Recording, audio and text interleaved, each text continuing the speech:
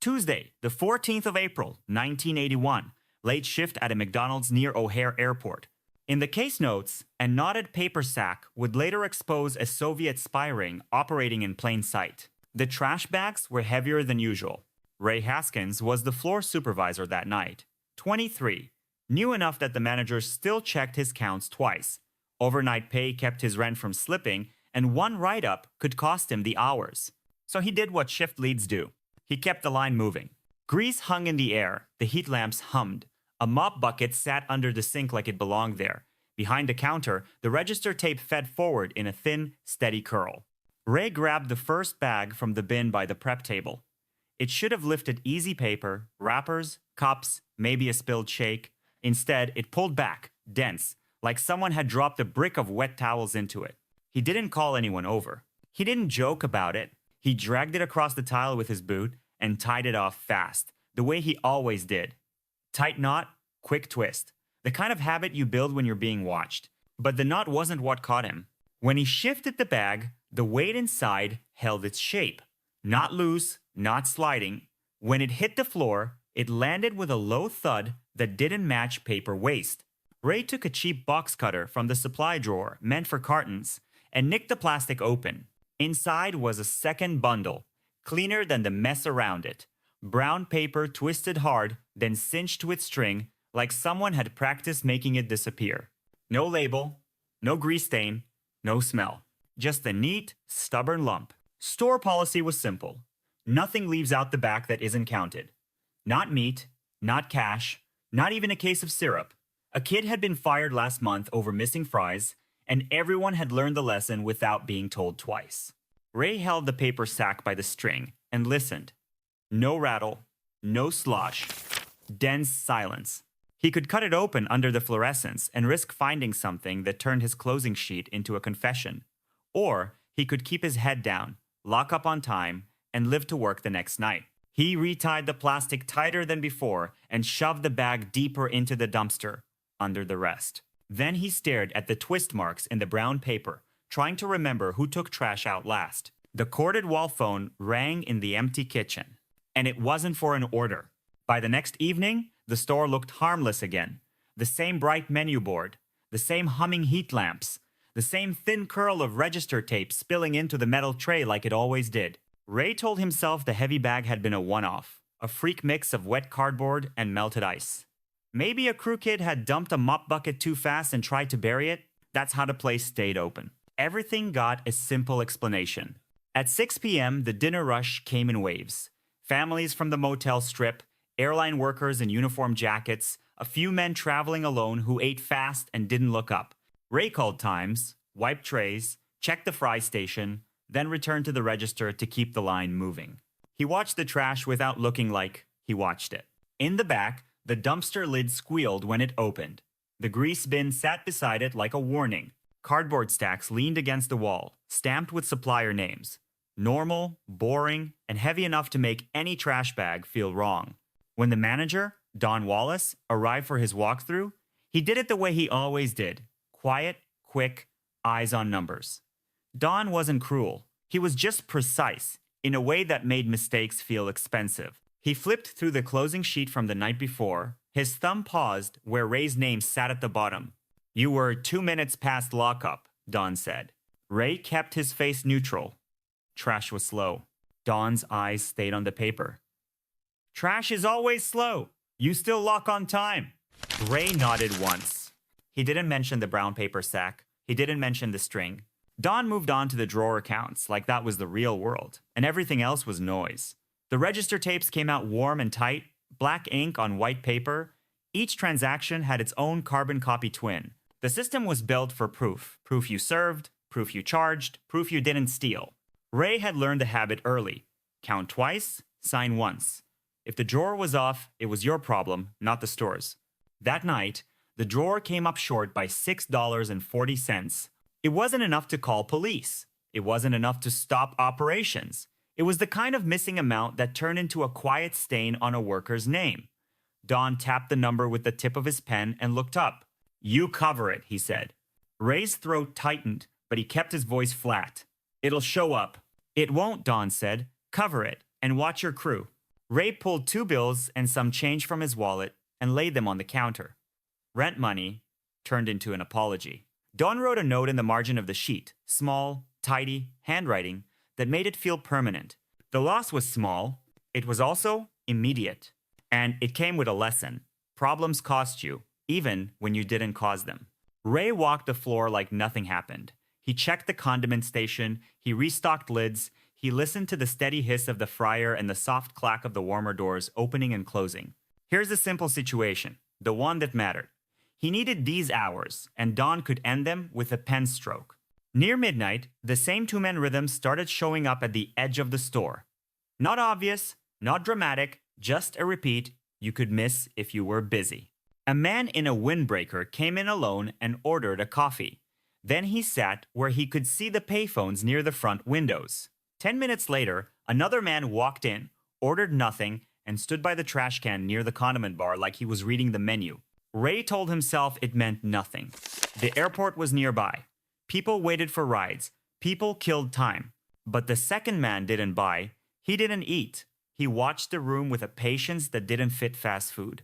Ray's crew rotated into their closing chores. One wiped tables, one swept.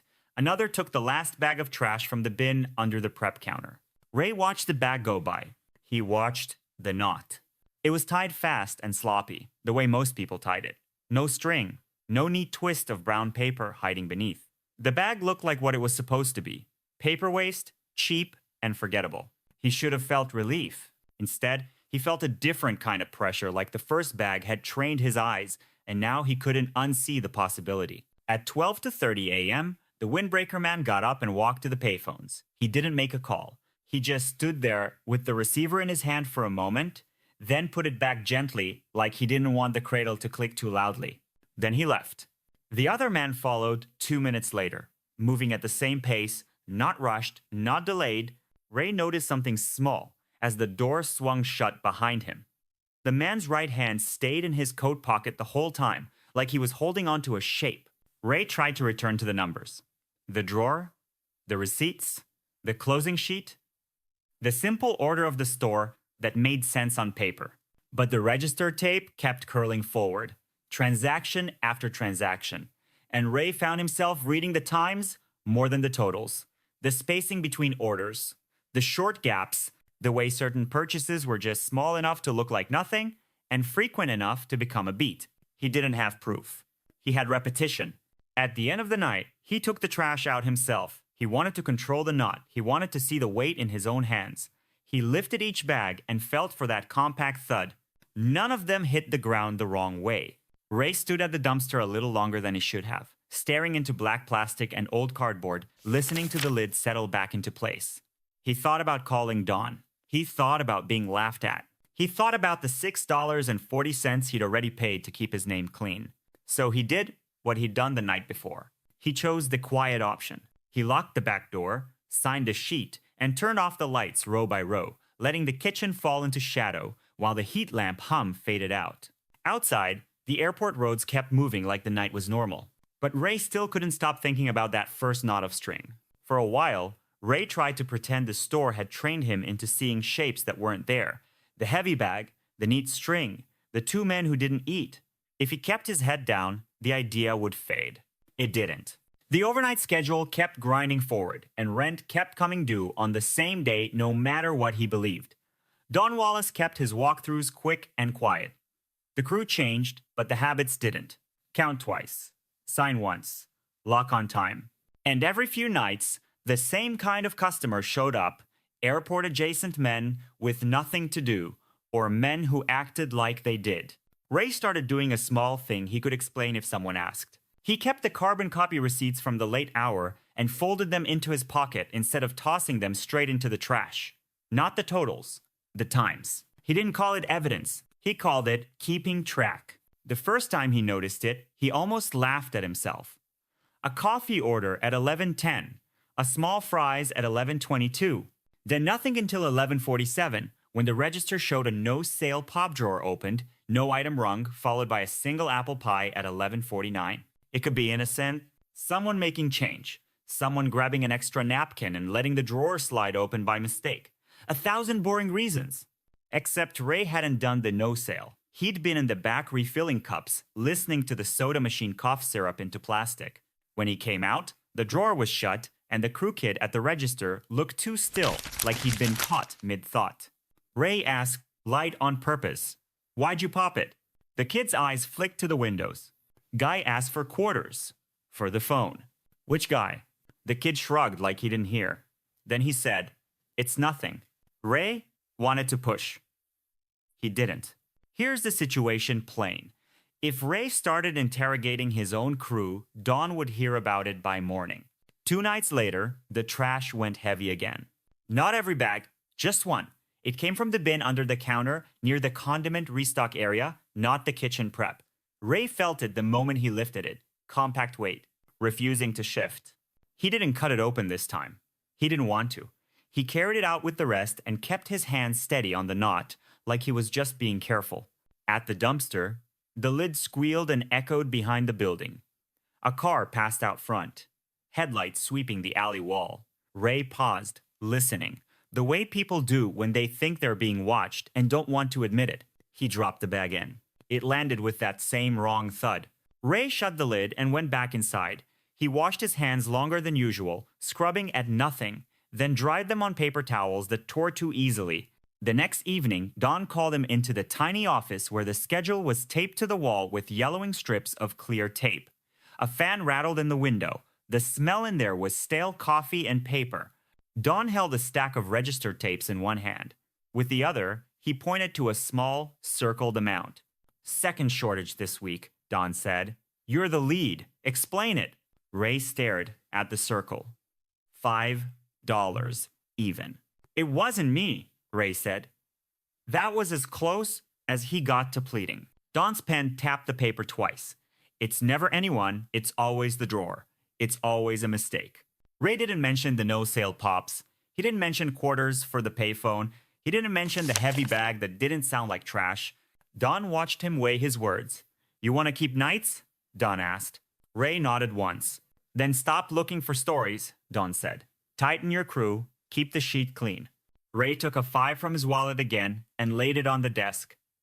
The bill looked small against the paperwork. Don slid it under the tape stack like it belonged there. When Ray stepped back onto the floor, the dining area looked the same as it always did. Plastic seats, smudged windows, a man wiping down tables with a rag that had seen too many nights. But Ray had a new problem now, and it wasn't the trash. It was the pattern of money leaving his pocket for reasons he couldn't prove. Each shortage was reversible at first, just a bill, just a note in the margin until it wasn't.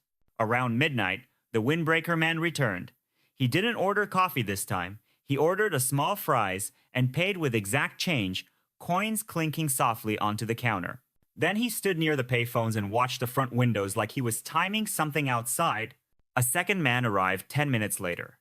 Same posture, same patience. He walked straight past the menu board and into the hallway toward the restrooms, then stopped halfway as if he'd changed his mind. He turned, and his eyes met Ray's for a beat too long. Nothing dramatic happened. No threats, no shouting. The men didn't rush. They didn't hide. They just behaved like they'd done it before, and like they expected everyone else to act like it was normal. Ray went into the back and pulled the folded receipts from his pocket. He smoothed them on a stainless prep surface and lined up the times. 11:10, 11:22, 11:47, 11:49. Now, tonight, 11:41, 11:52. A quiet rhythm, almost like a metronome. He looked up when he heard the back door latch. Not the main door, the back. The latch clicked once. Then again, softer, like someone testing it. Ray stood still, listening to the building hum fryer cooling, refrigerator cycling, the faint buzz of fluorescent lights. He didn't know if someone was inside. He didn't know what was in the trash. He only knew the back door shouldn't be moving. Ray reached under the counter for the keyring with the colored tag his keyring, his responsibility, and started toward the rear hallway. The latch clicked a third time. The latch didn't open. Ray stopped in the rear hallway, one hand on his keyring, and listened until the quiet felt stupid. Then the building settled back into itself, compressors cycling, fryer metal ticking as it cooled, fluorescent buzz holding steady like a nerve you couldn't shut off. When he reached the back door, the metal bar was still in place. The lock was still turned. Nobody was there. He told himself it had been the wind. But the alley behind the store had no wind that night. He went back up front and watched the dining area through the pass window. The windbreaker man was gone. The second man had left too. The payphones near the front windows hung untouched. Cords slack, like they'd never been picked up. Ray finished the close on time anyway. He signed his name. He locked the doors. He went home with the same light feeling in his pockets and the same heavy feeling in his stomach. By the following week, the rhythm had a shape. It wasn't every night. That would have been too obvious. It was most Tuesdays, often Thursdays, and sometimes a Sunday, when the airport traffic thinned and the store felt like a bright island in a dark parking lot. The men arrived inside a narrow window, usually between 11:30 and midnight. One bought something small, fries, coffee, an apple pie. The other lingered without ordering, or ordered and didn't eat. They didn't sit like tired travelers. They sat like people waiting for a queue. Ray didn't have a notebook. A notebook looked like a story, and Don had already told him to stop looking for one. So Ray used what he already had. He started tearing the register tape at the end of those transactions and folding the strips into his sock before he went home. Paper on skin, a small irritation that kept him from forgetting. Each strip had a timestamp, an amount, and sometimes the faint mark of a no-sale pop when the drawer opened for no reason anyone wanted to admit. He didn't tell the crew. He didn't tell Don. Here's the simple situation. Ray was losing money he didn't have, and the store was getting stranger on the exact nights he needed to be flawless. The trash went heavy on the same nights the men appeared. Not always from the kitchen. Almost never from the fry station. It was usually one bag from the front, near the condiment counter, the public trash can, the spot where customers hovered without being seated. It came through the back like any other bag, and the crew kid who carried it looked relieved to be done with it. Ray started taking that bag himself. He'd lift it like he was doing extra work, like he was being responsible. He'd carry it out with the others, then pause at the dumpster and feel for the difference. Most bags sagged and shifted and whispered when you moved them. The heavy one didn't. It held its shape. It landed wrong. Ray never cut it open on site again. The first time had been enough to teach him that a clean knot meant intent, and intent meant consequences. Instead, he did something smaller. He used a grease pencil kept near the grill for marking trays to draw a tiny dot on the plastic near the knot before he took it out. A mark you wouldn't notice unless you were looking. A mark that let him know later that the bag he'd felt in his hands was the same bag he'd seen disappear into the dumpster. On the nights the men didn't show, Ray didn't need the dot. The trash behaved like trash. On the nights they did, the dot showed up again. A routine formed. Then the routine started costing him. One Thursday, the district supervisor came in unannounced at 9:30 p.m. He wore a clean jacket and carried a clipboard like it was a weapon. He walked the floor without smiling and checked the soda nozzles with a paper towel, looking for grime like it was theft. Don fell into step beside him. Too polite, too tense. Ray kept working, calling times, wiping counters, moving fast enough not to be noticed. But he could feel the supervisor's eyes land on the register, on the cash drawer, on the closing sheet that would carry Ray's name. After the walkthrough, Don pulled Ray into the office. The fan rattled. The schedule flapped slightly on the wall. Don's pen hovered over the closing log like it was choosing where to cut. The district wants cleaner closes, Don said. No shortages, no weirdness. Ray kept his voice even. I'm trying. Don looked at him for a long beat. Trying isn't a number. Then, Don slid a new schedule across the desk. Ray's overnight hours were still there barely, but 2 of his shifts had been shortened, replaced with earlier evenings. You lose 2 overnights, Don said, like he was announcing weather. It's temporary.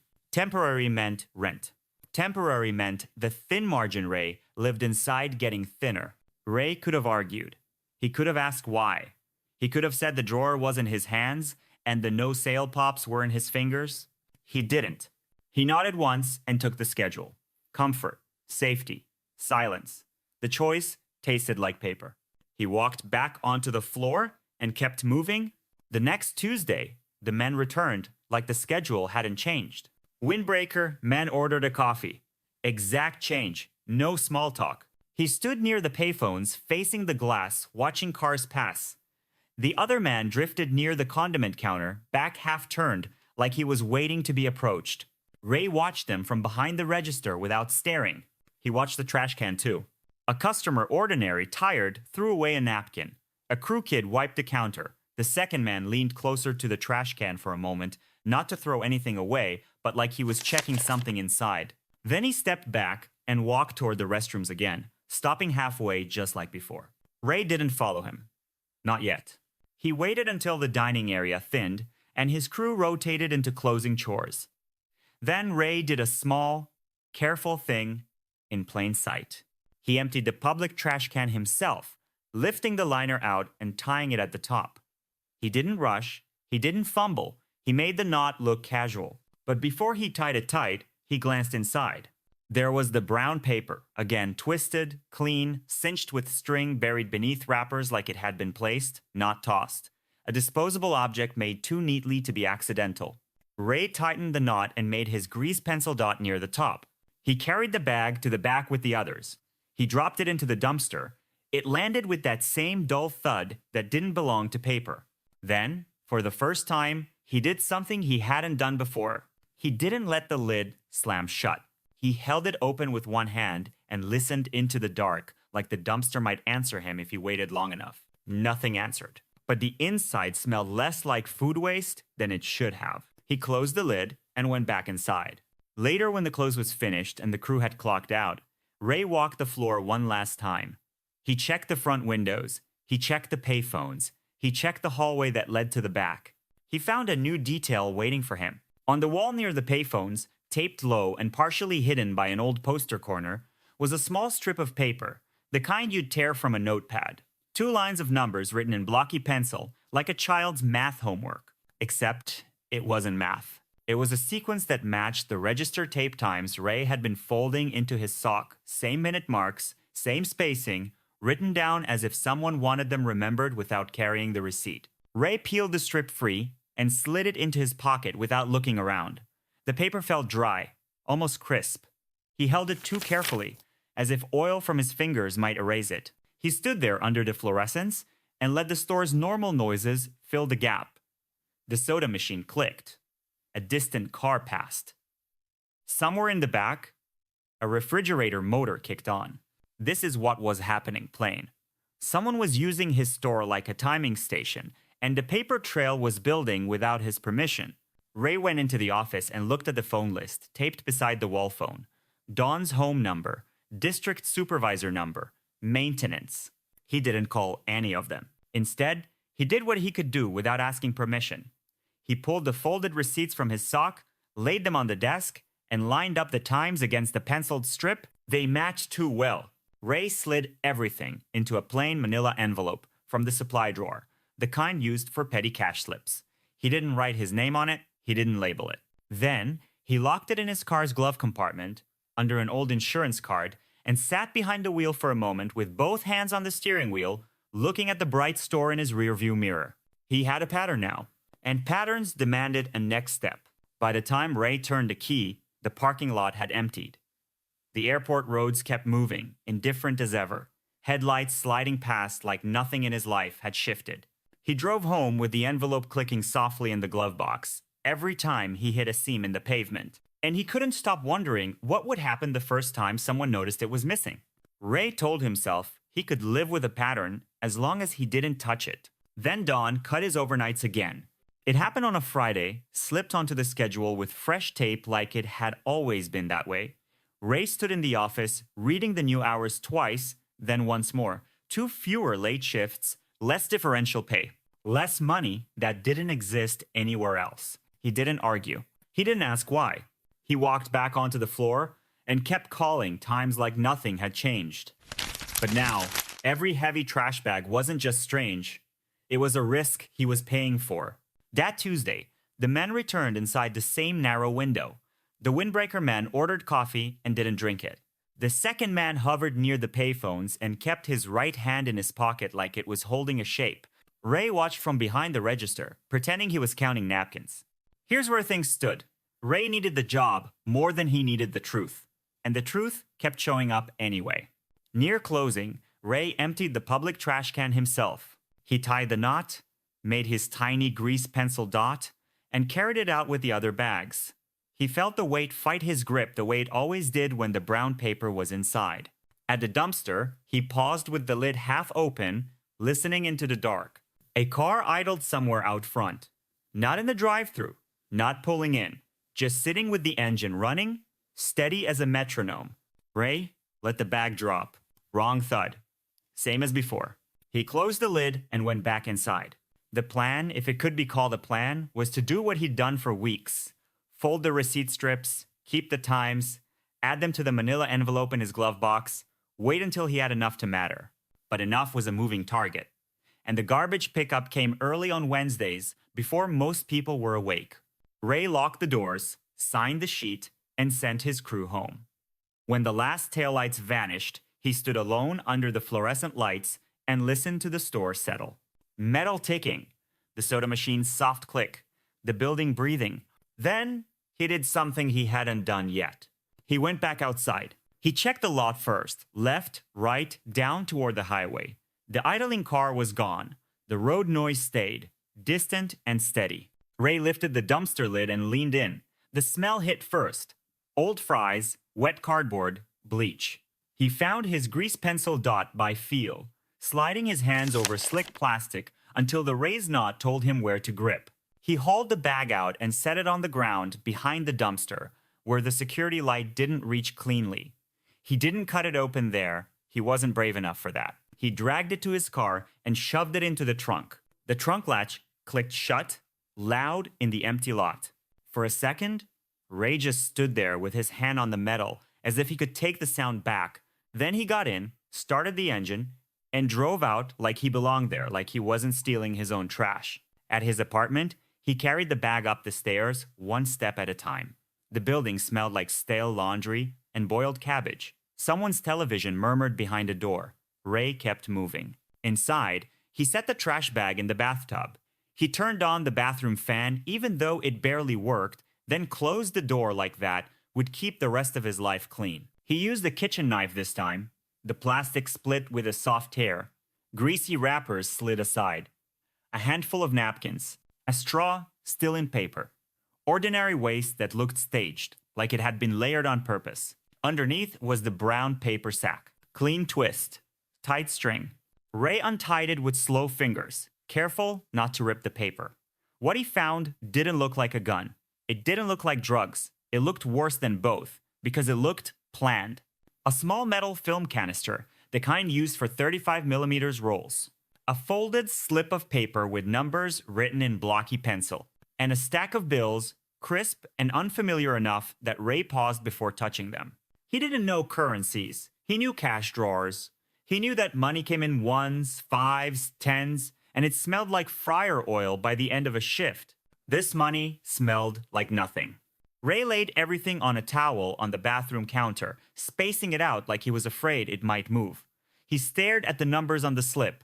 No words, no names, just groups, separated by dashes, written with the kind of care you didn't waste on a grocery list. He wanted to pick up the phone and call someone. The wall phone in his kitchen was the kind with a cord that kinked if you pulled it too far. He could call Dawn. He could call the police and watch them laugh when he said trash bag.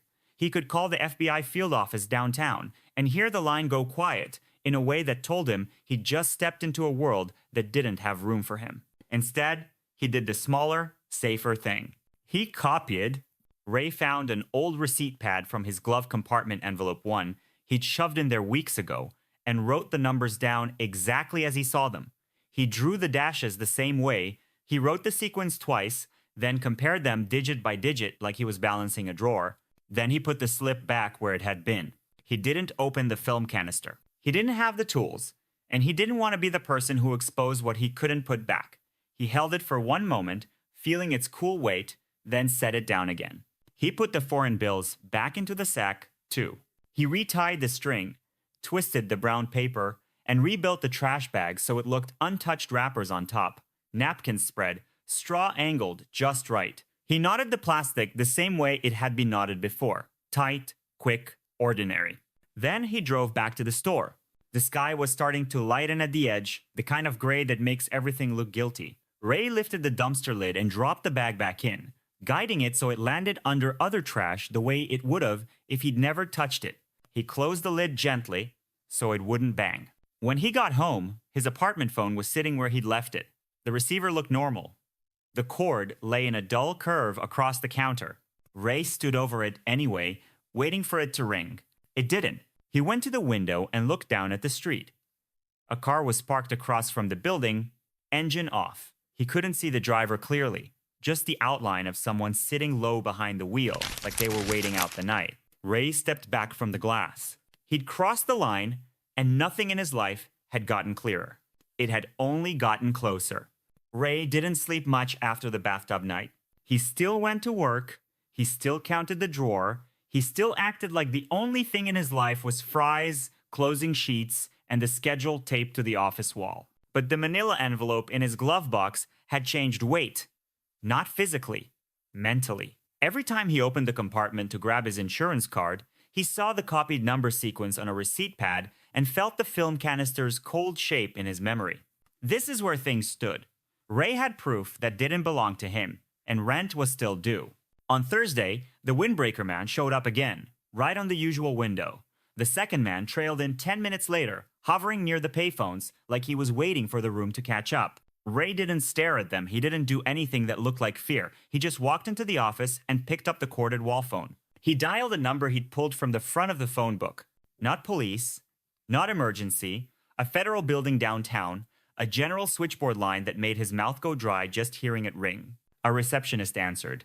Ray asked, carefully, for whoever handles counterintelligence. It sounded ridiculous in his own voice. There was a pause. Then a transfer. Then another voice. Lower. Patient, in a way that didn't reassure him. Ray didn't give a speech. He didn't say, Soviet spy ring. He said what he could prove without drama. Heavy trash bags, brown paper sacks tied with string, film canisters, foreign cash, timed visits around the payphones, and the same nights repeating. The voice on the line didn't interrupt. It just asked for Ray's name, his store's address, and whether he could meet somewhere public within the hour. They chose a diner, 2 exits down the highway. Not fancy, bright lights, booths that faced the door. 2 men met him there. No badges flashed. No movie talk. They wore plain coats and kept their hands visible on the table, like they were trying not to make him do anything sudden. They asked him to start from the beginning. Ray did. He kept it tight. He didn't speculate. He said what he'd seen, what he'd touched, what he'd copied. One of them, older, with a habit of looking at the door every few seconds, asked one question that cut through the rest. Do you still have the film canister? Ray shook his head. I put it back. And Ajiske? The older man didn't react. He only nodded once, as if that was the safest answer. Then he said, good. They didn't praise him. They didn't tell him he'd done the right thing. They told him what would happen next, in plain terms that made his stomach drop. Ray would keep working, keep his routine, keep the trash moving like nothing had changed. If he saw the brown paper again, he would mark the bag the way he'd been marking it, but he would not take it home. And if anyone asked him questions, Dawn, crew, strangers, he would say as little as possible. Silence, again. But this time it came with instructions. The next Tuesday, the store felt louder than usual. Every tray scrape sounded like it carried. Every door hinge sounded like it was announcing him. Ray kept moving anyway, because stopping looked like guilt. The men arrived inside the same window. Coffee, fries, exact change. The payphones became the center of the room without anyone saying so. Ray emptied the public trash can himself. He saw the brown paper twist buried under wrappers, like someone had planted it and walked away. He tied the knot, drew his tiny dot with the grease pencil, and carried it out like he was just being thorough. At the dumpster, he dropped it in and closed the lid the way he always did. Then he went back inside and kept working. About 20 minutes later, a city garbage truck rolled into the lot. That was wrong. Pickup wasn't scheduled until morning. The driver wore gloves and moved like he'd done this route 1,000 times, but the timing didn't match any routine Ray had learned. Ray didn't go outside. He didn't watch from the window. He stayed behind the counter and let the store pretend it was normal. The truck lifted the dumpster, shook it, and lowered it again with a metallic slam. Then it pulled out, slow and steady, like nothing had happened. Later, one of the men came back. Not Windbreaker Man, not the one who hovered. A different face. Same plain coat as the diner. He slipped into the store like a customer who already knew where the restroom was and where cameras didn't reach. He didn't hand Ray a report. He didn't show him photos. He said one sentence, quiet, while Ray pretended to restock lids. We got what you described. That night, Ray drove home with his hands tight on the wheel. When he got to his apartment, the car across the street was gone. But that didn't mean anything. Not anymore. 2 days later, Dawn called him into the office again. The fan rattled. The schedule flapped on the wall. Dawn shut the door behind Ray with care, like he didn't want the floor to hear them. You bring the feds into my store? Dawn asked. Ray didn't answer fast. Fast sounded guilty. Slow sounded guilty too. Dawn's face wasn't angry the way Ray expected. It was pale, fixed into a look people get when they realize the world has rules they don't understand. They were here, Dawn said. They asked about trash. They asked about the phones. They asked about the drawer pops. He swallowed and looked down at the closing log. They asked about you. Ray kept his voice flat. I didn't steal. Dawn stared at him as if that wasn't even the accusation. Here's the simple situation. Ray had tried to keep his job by staying quiet. And now, staying quiet had put him on a federal table anyway. That afternoon, 2 agents returned, same plain coats, same calm. They asked Dawn for access to the dumpster area and to the register tapes. They asked for employee schedules. They asked for the payphone maintenance records. Not a speech, a list. Ray watched Dawn's hands shake when he pulled the tapes from the drawer. The carbon copies curled out in long, thin ribbons, like the store was shedding skin.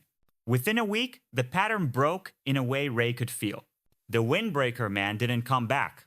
The other man came once, walked in, looked around, and left without ordering. He didn't even glance at the payphones. He moved fast, for the first time, like he was late to something that mattered. On a Friday morning, long before Ray's shift, the store's phone rang. Dawn picked it up. Then he sat down hard in his chair, like his knees had stopped obeying him. When Ray arrived, the parking lot had 3 unfamiliar cars in it, unmarked but not trying too hard. Men moved in and out of the building with paper bags and sealed envelopes, carrying the store's ordinary objects like they were contaminated. Ray didn't get arrested. He didn't get congratulated either.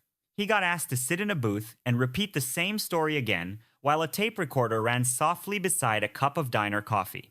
Later, one of the agents told him what the film canister had been. Microfilm. Not a souvenir, not a prank.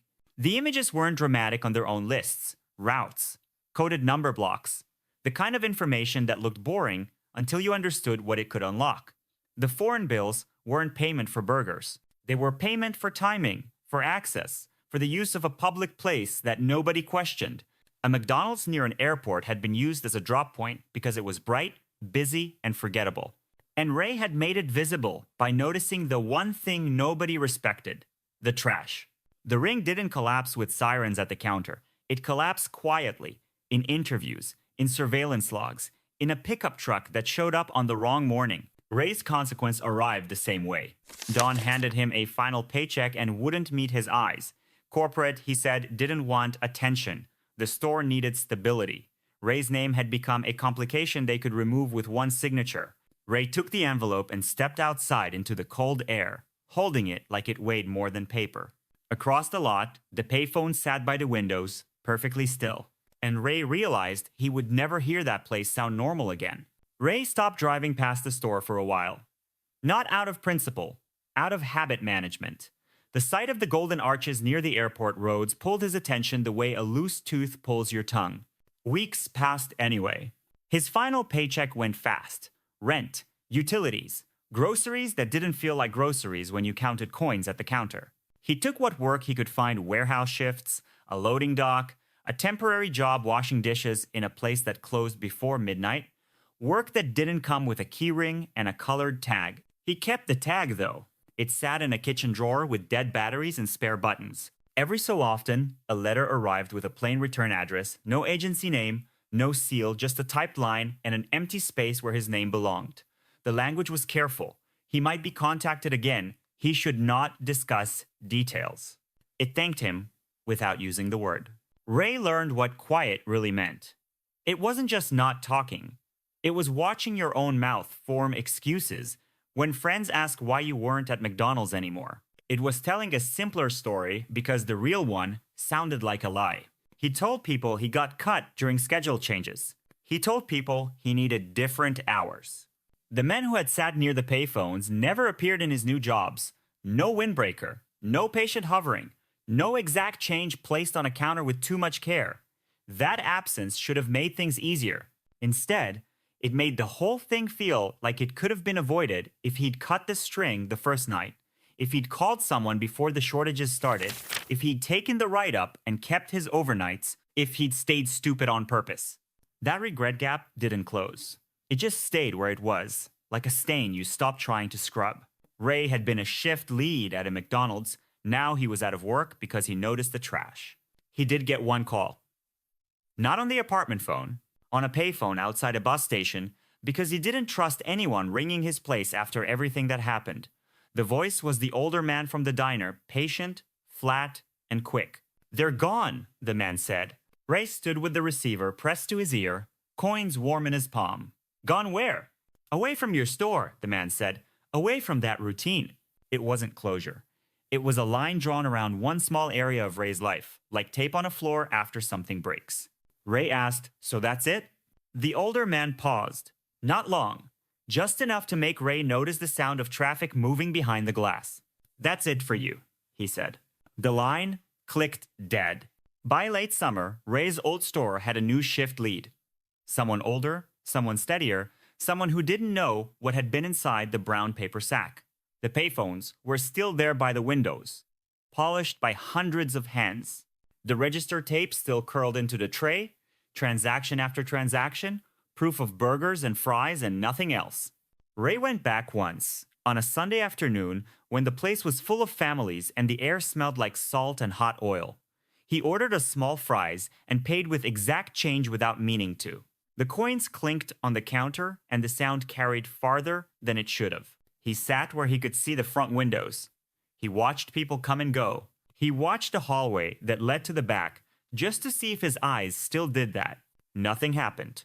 A crew kid emptied the public trash can and tied off the liner with a fast, sloppy knot. No string, no clean twist of brown paper beneath the wrappers, just ordinary waste, shifting and whispering the way it was supposed to. Ray finished his fries and left without throwing away the carton. He carried it outside and dropped it in a bin by the curb, like he didn't want his hands anywhere near the inside of the store's trash. On the drive home, he kept glancing at the rearview mirror, not for a tale, but for the old sense of timing, the feeling that certain minutes belonged to someone else. The airport roads kept moving the way they always had, indifferent and bright. Back in his apartment, Ray opened a kitchen drawer and looked at the colored key tag. He held it for a moment, then put it back beside the dead batteries. The world didn't mark what he'd done. There was no headline taped to the break room wall, no corporate memo with his name in it. The only proof that the story had been real was how careful he still was with small, ordinary things. He turned off the light, and in the dark kitchen, he could still see it. Brown paper, twisted clean, string pulled tight, made to disappear. Some knots don't need a name. They just hold